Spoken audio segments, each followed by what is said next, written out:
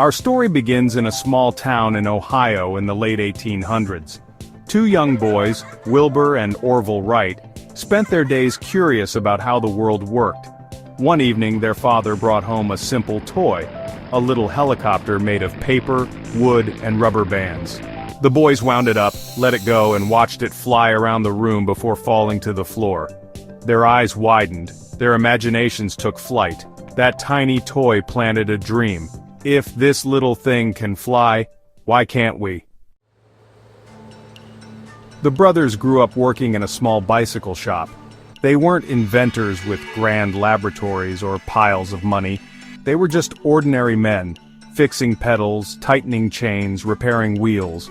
But every time they looked up at the sky, they couldn't shake the thought, humans are meant to fly. They studied how birds tilted their wings. They read everything they could about flight, research, failed experiments, even the mistakes of others.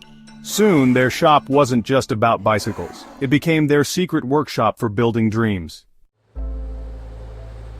The brothers built their first gliders. They ran across fields, testing wings that crashed into the ground. They carried broken wood, scraped knees, and bruised egos back to their shop. Failure became their daily visitor. Neighbors laughed, some called them crazy. Even scientists of the time said human flight was impossible. But Wilbur and Orville, they believed failure wasn't the end. It was a teacher. By 1903, after years of trial and error, they built a strange machine with wings, an engine, and propellers. They called it the Wright Flyer.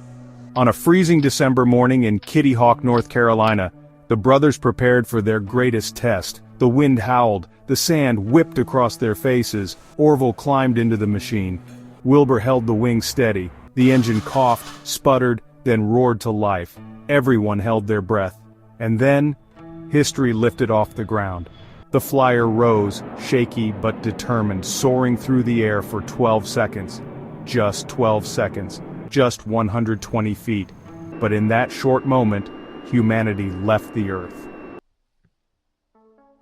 The Wright brothers had done it. Two bicycle mechanics had conquered the skies.